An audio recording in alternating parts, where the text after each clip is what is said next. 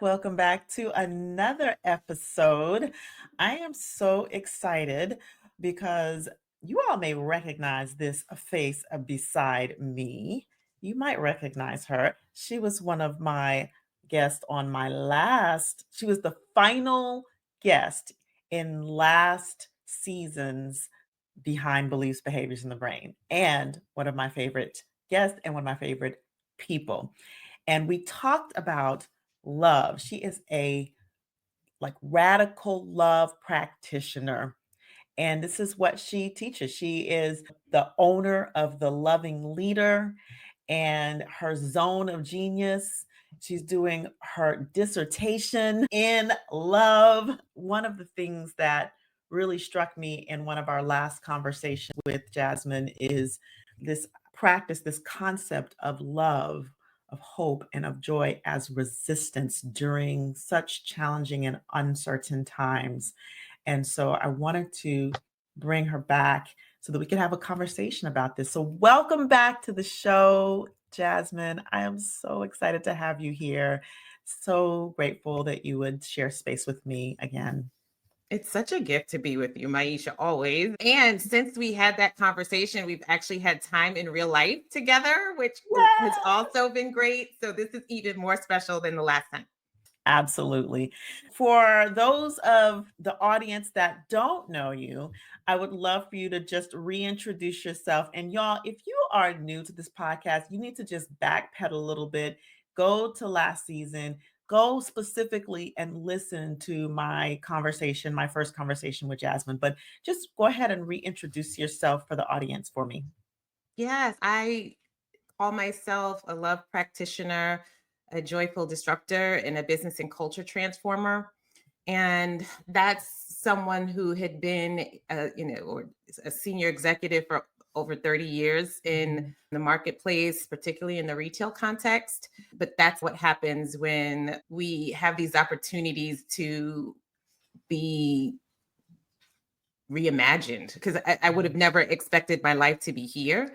But it's that moment at that intersection when your personal transformation intersects with your life and things become transformed and you become something on the other side. That's the result of where I am today. So I have an MBA in marketing management and media management. I have a Master of Arts in theology, and I'm now pursuing a doctorate in global leadership. And my cohort is called the Redemptive Imagination of the Marketplace, and my redemptive imagination is love. And that's because I started my own spiritual transformation into love in 2018. And for the past 7 years, I have solely dedicated my life to living a life of love. And that meant when I showed up at work, I was showing up as a loving leader. And so that's really where my life converged to be what it is today. Wow. For those who are not listening to you for the first time, give us some updates. Some things have been going on since our last conversation. Let's talk about it. Yes. So since our last conversation, I responded to requests. People would say after a speaking engagement, how could I go deeper with you? Where can I go? And so I created the Loving Leader Praxis community. And we had cohort 1 and we've completed it. And it was such a delight to be in community with senior leaders across multiple professional contexts and really embark with them on their own journey of considering what love would look like, not just in leadership, but in life. Yeah. And so to see them from week 1 to the finale and to hear their stories has been such great encouragement for me. Yeah. So I'm really excited to launch cohort 2 on April 15th. Yes, I am so excited. Yes, we definitely look, y'all. I know you're like, oh, when's the next one? When's the next one? We are definitely going to talk about it again. So before this episode is over, but April 15th, just go on and mark your calendars. You're going to go on. We're going to give you all the information you need, but go on and mark your calendars for April 15th. Registration's about to be, by the time you hear this episode, registration will be open. And one thing I just have to acknowledge you, Jasmine, is that you're such a gift as a friend and as a colleague. And I would get these messages, y'all, from Jasmine when I'd release my podcast, and she'd be like, "Well, just sent this episode to the cohort," and it's just such an honor to be shared in that way by you. So I want to thank you publicly for that and just Mhm. honor you. I'll be thanking you all. I'll be with the crying emojis. Uh, so I really want people to know how much I appreciate you as well. Yeah, and if I just respond to that and say you are a gift, literally, this is what the journey to me of living love and being woven into community is all about.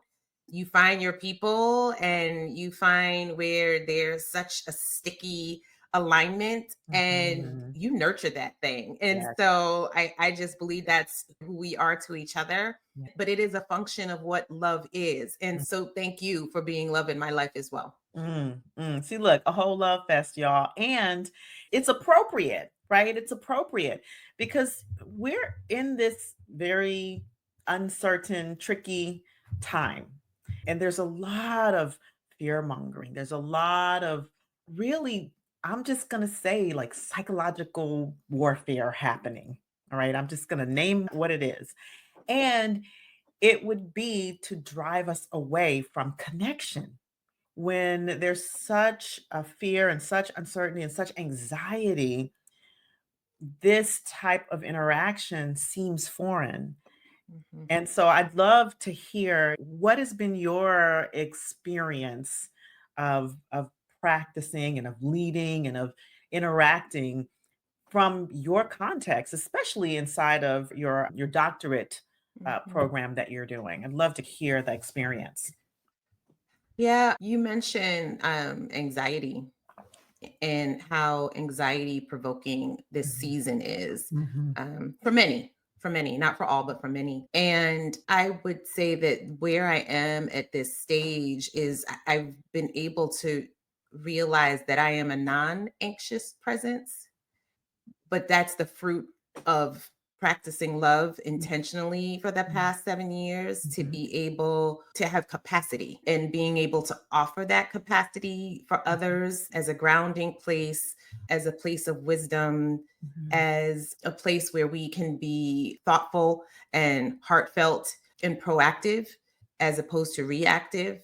And also just having a sense of there's intergenerational wisdom available for us to mhm, not forget.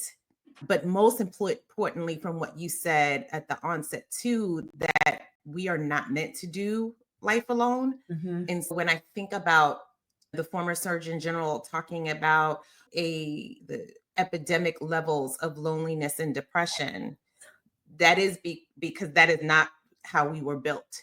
right. We were not built to be trying to do this thing thugging it out alone. We were built to be able to be in community, and with that community we gain such great strength, That's right. in addition to wisdom. And so I think that's one of the big things that's showing up for me in my Mm, context right now. mm, Just what is it to be able to offer that non-anxious presence to others as a gift, mhm, and in a loving way. When I'll use the loving leader framework to yeah, answer your question too. mhm, The L is for listening deeply, mhm, the O is for open, the V mhm, is for vulnerable, the mhm, I is for inner work, the N is for nurture, and the G is for gift. And using that framework is literally how I'm moving through all of my contexts, whether it is my cohort, the loving leader praxis community, or my doctoral cohort, or mhm. any other the communities that I'm in.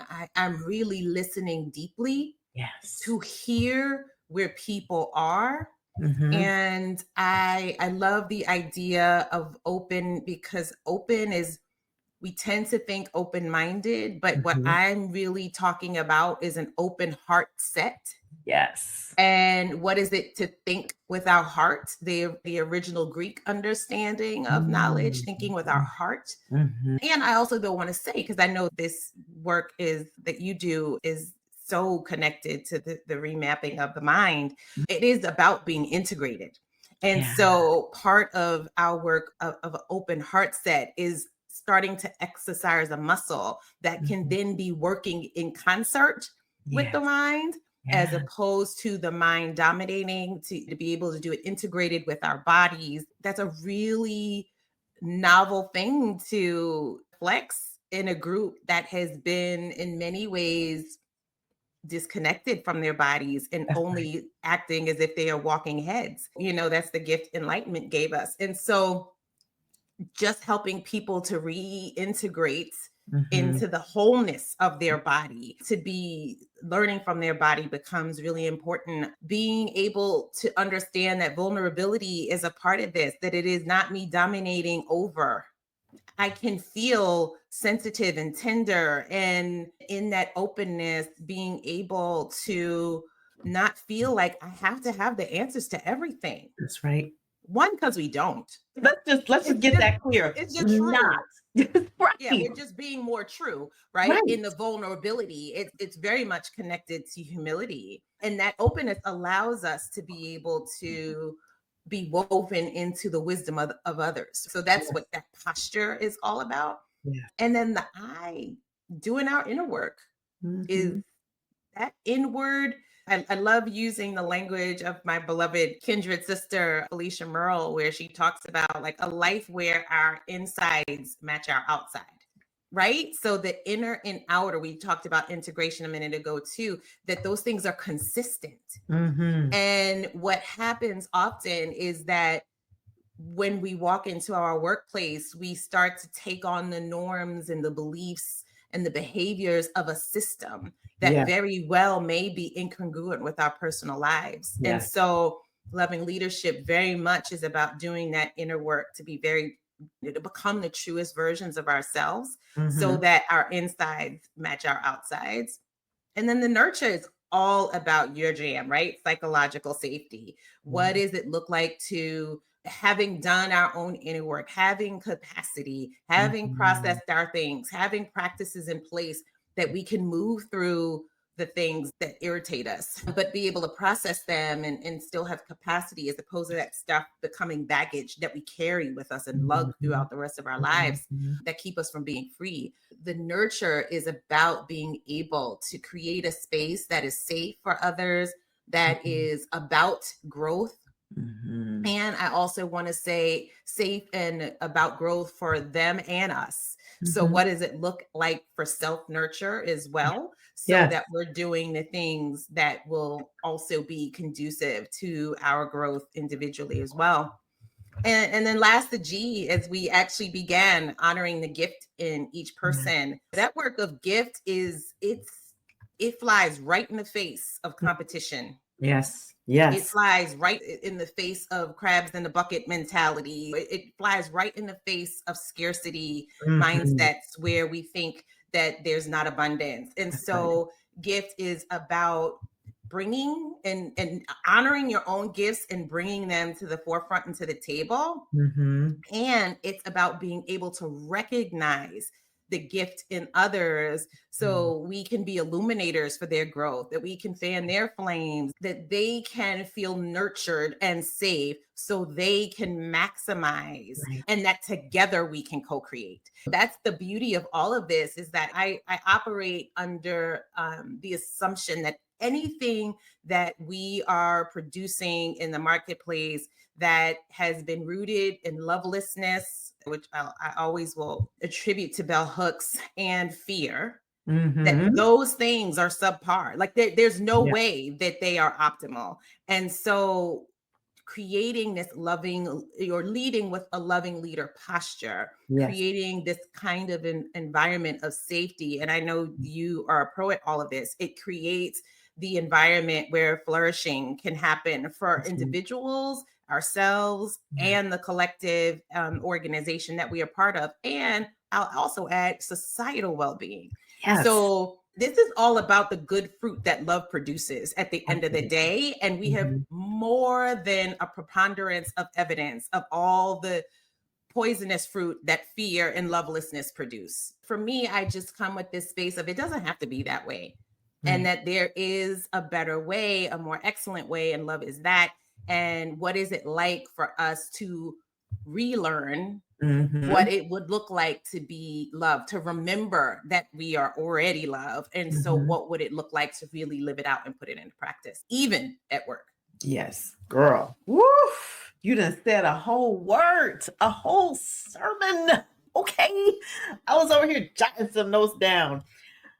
I don't even know which way I want to go, but I'm going to start with capacity Mm, because it stuck with me, right? And this non anxious presence. hmm I know that people out there are wondering, like, how in the world can one occupy this non-anxious presence to be for hmm others? And you walked us through it with the loving leader framework. You walk, hmm it's very clear. But that non-anxious presence and being able to have capacity and being able to be congruent. As I was listening to congruent, when you said the word, I felt my nervous system settle. hmm Congruence, being able to be congruent, being able to be one's authentic self, hmm and then being able to recognize your gifts and have the mindset of abundance and have the knowledge of not having to do this alone, but doing this in community, as you shared. hmm It settles the nervous system. And when you talked about loneliness, it brought to mind, you talked about the Surgeon General, and it brought to mind this statistic that he shared, which was loneliness is as harmful as smoking 15 cigarettes a day. That's Crazy. yes, and true. And Yes. so I Crazy just and true. Yeah. and so that there is this epidemic of loneliness, and that what is happening now is designed to separate us and to further deepen this loneliness and to recognize that it's Yeah.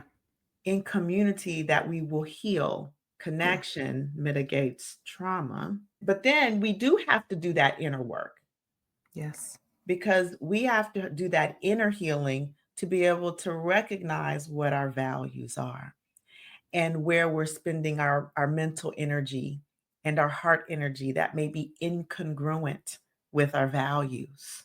And where we're seeing, like where we have the context of vulnerability as a weakness because we've conditioned to that, we've been conditioned to that, as opposed to vulnerability as a strength and as a gift to give others. And so I just appreciate everything you said. And what it speaks to me coming back to capacity is when we have these things, when we participate in life from this loving framework, then it gives us capacity. It gives us capacity to be able to hold that space for others. Yeah, yeah.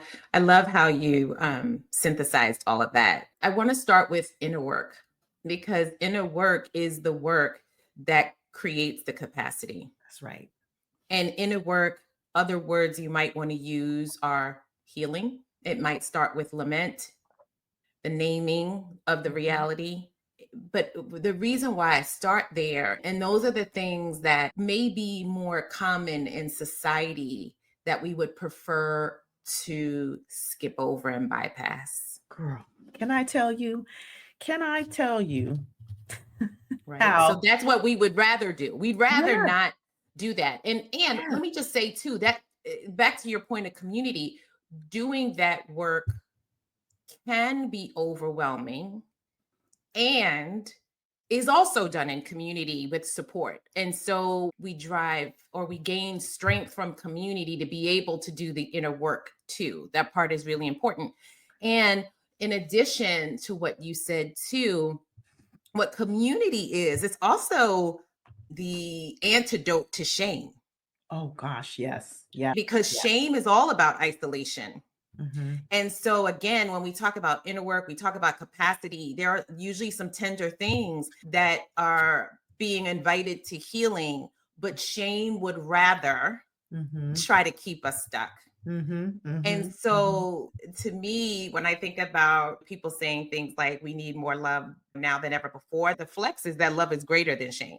And so, Mhm. if we really do that inner work, even to look at shame or fear or Mhm. any of its siblings, right? Mhm. Mhm. In its face, love actually is stronger than all of them. Absolutely. And so there's Yeah. a thought about capacity where, as we are healing, as we are processing, Mhm. we are making space. We are Yeah. making space. And the more we practice how to get our nervous systems regulated, as you mentioned, Yeah. and we know that, yes, I need to have my own spiritual practices to be able to regulate my nervous system. Oh, and by the way, I also, there's this co-regulation that happens between us and others as well. So Yeah. there's, again, another opportunity where we're being strengthened by others.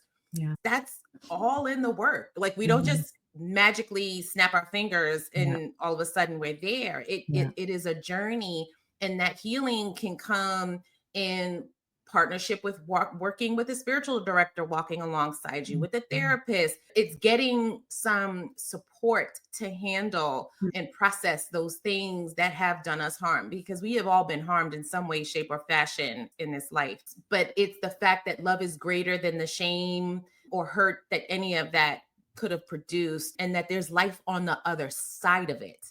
Yeah. Even though when we're on the pre-healed side, we can't necessarily see it. That's how the brain works. It doesn't Right. let us necessarily see what's on the other side. So I did want to just really tap into the inner work piece.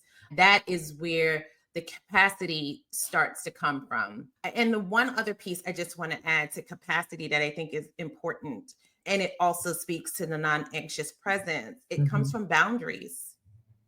That understanding between where I stop and others begin Mhm. is critical. Yes. Critical. And Yes. so, if how much the external world treads in on my peace, that is also boundaries. Mhm. And Mhm. so that doesn't mean that we dismiss also what's actually going around Of all course. around us, right? But there are boundaries. There are boundaries when we understand how much we are partakers in our own peace Mhm. and not letting others define that. Yep. And that's a balance too.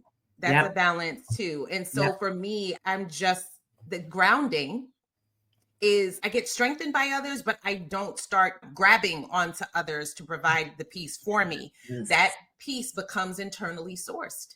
Again, that's all in the inner work. So I did not want to lose out mentioning boundaries, because Mhm. that is a big piece. But I do want to just add this other kind of example about capacity, and I'll use biblical narrative to demonstrate it. But it's this Mhm. idea, there's a story where there's a woman and her husband has died and she has bills, and she's got this little bit of oil. And the idea is, if she could have enough containers, the oil just started flowing. Mm. And the oil really is about our gifting. Yeah. And what happens in that story is the oil stops flowing the moment she no longer has any containers to hold it. Mm.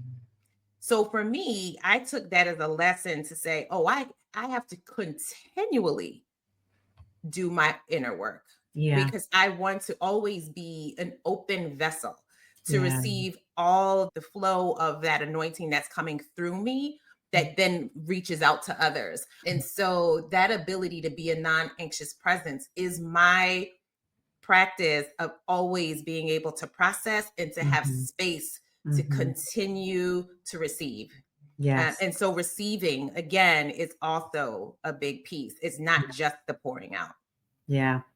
I love that, and I wanna come back to and underline what you're saying about capacity and inner work, Mhm. and I love that story because one of the things that I see around the inner work is that it gives us that inner work, that healing, it provides us capacity because it provides us discernment.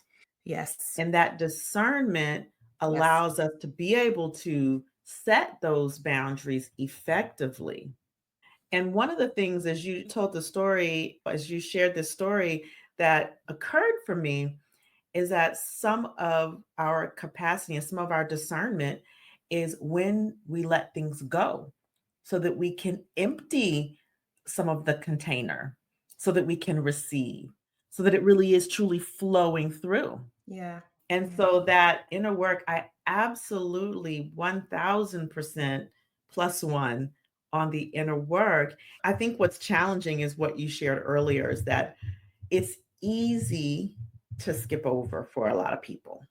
And I had a client say this to me once, or actually, I've had several clients say this to me, but this particularly very recently is, I'm afraid to do that work because I'm afraid of what I'll find. And so, what you spoke to around love being greater than shame and fear, yes, and fear, absolutely. And recognizing that we don't have to do the work alone. And community can mean a lot of things. Sometimes when we say community, the image in people's minds is big community, like a bunch of people. Community means someone other than you. Community is being you together. Right. Right. And so I often tell my son, I said, you and I, we're a community and we have to, keep this house together as a community. And when he was younger, he'd say, it's just me and you. It's not a community. I'm like, a community is anything greater than one. So for the introverts that are listening, I just want to settle their nervous system to say, yes, it happens in community, but community doesn't mean 50 people. That's Okay. right. That's right. That's right. That's right. It doesn't mean the public square, it doesn't only mean the public square. It literally Exactly. means me and you. And also, I just want to highlight what you just also said about discernment, because community also was about discernment too, Girl. right? Who are the trusted companions Yeah. on the journey that can walk with us, Right. that can be a non-anxious presence for us, Hmm. that can offer wisdom to us because they have Hmm. the capacity to as well. Hmm. And or can I discern when someone is causing my nervous system to be dysregulated? Yes. And I love that you actually said that out loud, how something I said, how you had a reaction to it. Mhm, mhm, Those are the things that I'm teaching in the loving leader praxis mhm, community too, mhm. to say, like, when you're in that meeting and you heard that thing be said, what happened in your body? That's right. And those are the things that people are like, huh? I'm like, that's information. Mhm, That's mhm, information. And mhm. so, to your point about discernment, it is literally taking in all the data points That's right. and helping us to make wise choices based on what all the data that we have. I love that you named it as data points because I don't Oh think yeah. that many people recognize that sensations in the body is information. Emotions are information. Nonverbal communication is information. Verbal communication is information. Our thoughts are information. And if we look at it as information, and then look at the inner work as a dive into the research of how to most effectively expand and empower ourselves with the information that we have, then the context will look a little bit different around that inner work. So I love that you named it as data Yeah. points. And of course, I And think that's my science mind too. that's right. That's right. And I'll add one more thing, right? Feelings are data. Yes, feelings. And right. And I think sometimes people want to dismiss feelings as this random emotion, Hmm. but they are data points. That's right. And they often are pointing us Hmm. toward the areas that are in need of healing, Absolutely. or pointing us to the things that are important for us to start to name in Yes. terms of our reality. And also pointing us to the things that are working. And the things that we love, right? Yes. That's the thing. And so I think sometimes emotions can get and feelings can get a bad rap and be dismissed Yes. as if they're just impulsive, but they're teaching us about ourselves. And I'll just say this, I don't want to make it an assumption when I talk Mhm. about inner work, but there's a couple of people who say, I think Joseph Campbell is one of them, but like the greatest privilege of a lifetime is getting to know yourself. And so that's part of what this inner work is, that knowing that it is a privilege to Mhm. understand what makes me truly me, Yeah. what is particular about me, Mhm. why, what my purpose was and why I'm on this planet, and the gifts that I offer, Right. and that it is an honor to be embodied as myself and Mhm. yourself, Mhm. and to know that person really well. I think David Benner's book is also titled like the gift of being yourself, I think is the title. Mhm. This is an honor and a privilege. Like it's not Mhm. even a drudgery to go do it. Like it is literally about being able to be on, or inviting yourself on a journey to becoming your truest self. Yes. So then, as we talked about, I'm going to go back to this emotions as data points, and then like coming back to this love and hope and joy as Mm-hmm. resistance. I think sometimes we can get so immersed in the negative emotion. And even like I know for myself growing up, negative emotion was not an allowed thing. So I did have Mm-hmm. to like get familiar with Mm-hmm. what anger feels like in the body, what fear feels like in the body. Well, I was very familiar with fear, but like what anger or what hurt or what shame or what does that feel like in the body? What frustration? I said like granular, become more granular as you become more emotionally flexible and intelligent, and then flipping the side to, okay, well, what does joy feel like? What does happiness feel like? What does curiosity feel like? What does anticipation feel like? You Mm-hmm. know, what do some of the positive emotions, what does challenge, but in a good way feel like? That good challenge. What does that feel like? Because that's how you know that you're moving in a direction that is consistent with your values.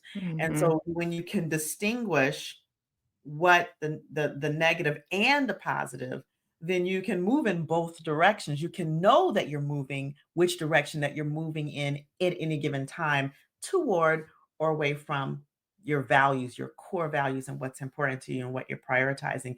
And when other people, when you're around other people in community, and you have you or cause an arise in the data points of feelings and emotions that are moving you away from a certain positive feeling versus towards, you can discern that, and you can make some choice. You can name it, and you can make some choices around that. So that capacity gives you capacity, and it gives you choice. It gives you more Yeah. and more choice. Yeah. Yeah.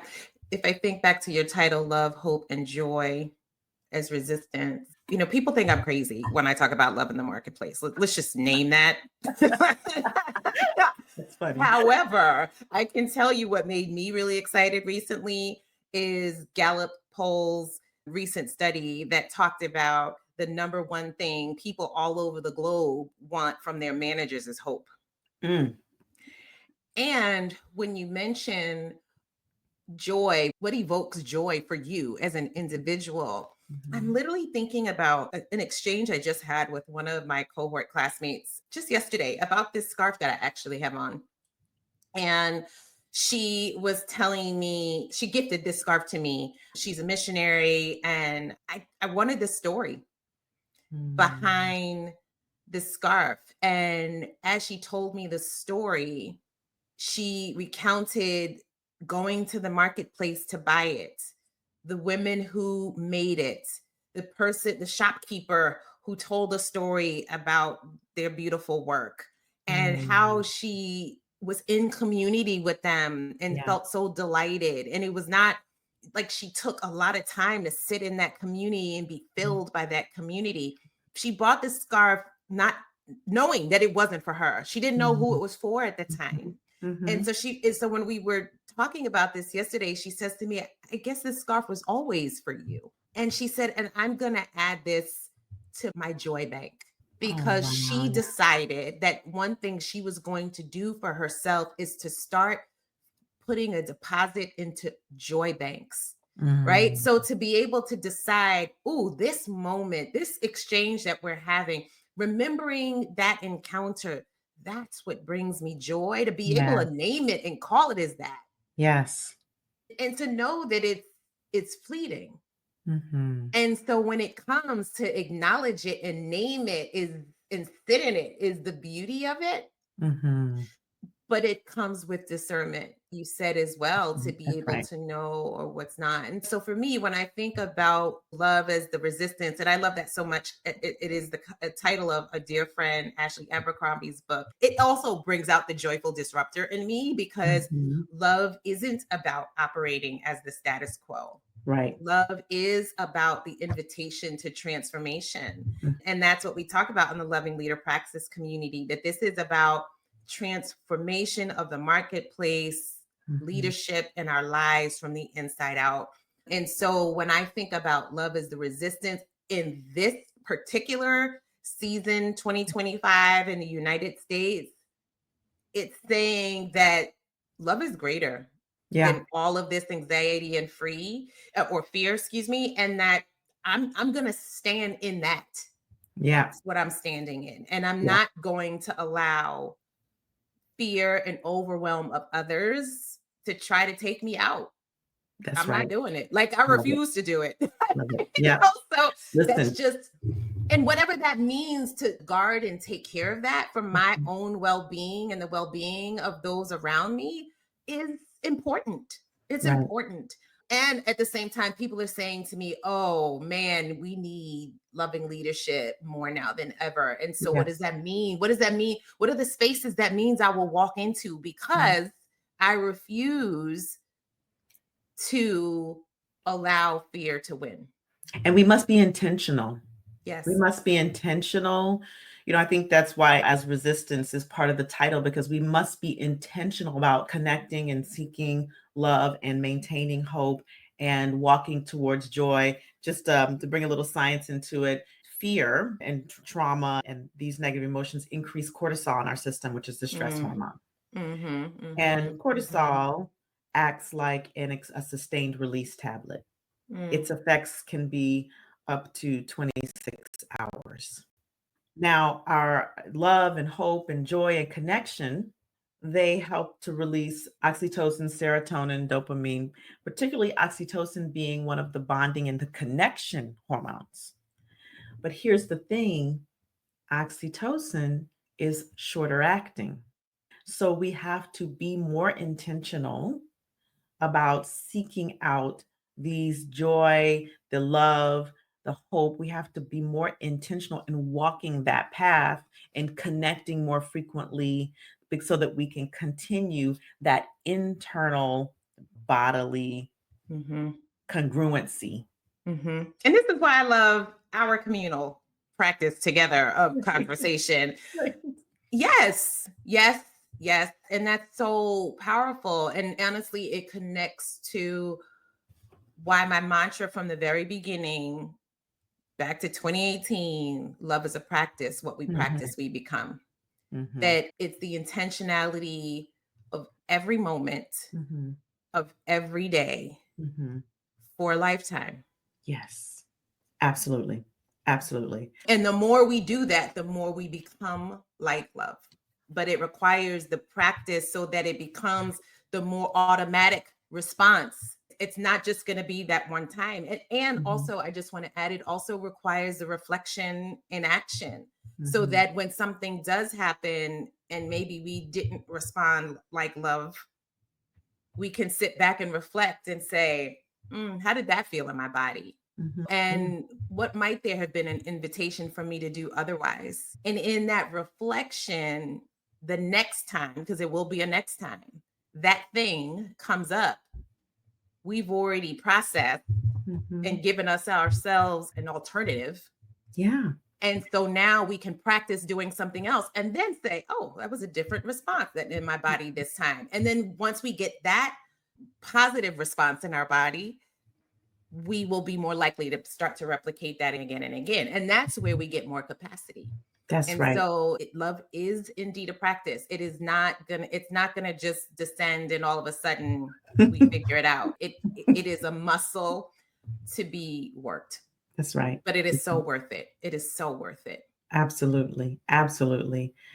Girl, we could sit here and we could talk for another hour. I got so many thoughts. So, look, me and you, we gonna be on. I told you at the very beginning before I pressed that record button, we're gonna mess around and have to do a part 3. And here we are. This is a great place to pause, but let's be clear, it is a pause because I will be inviting you back for a part three, okay? My pleasure. My pleasure. My pleasure. Oh, so I wanted before we, wrap up, I want you to talk about more about the Loving Leader Praxis community. Yes, thank you. So, the Loving Leader Praxis Community Cohort 2 will launch in April. Cohort 3 will launch in September.